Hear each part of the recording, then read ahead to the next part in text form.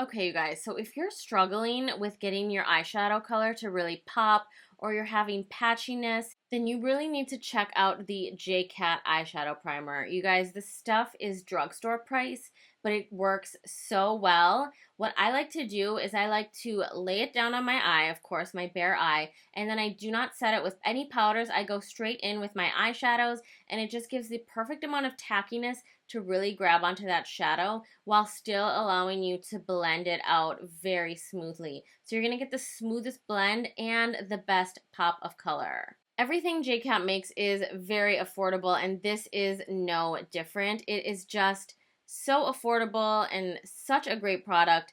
Honestly, the only thing I would change about it is maybe offering it in a few other colors so people with super light or very dark skin could use it. Although this does blend down very sheer, so you're going to be able to use it on a bigger variety of skin tones because of that.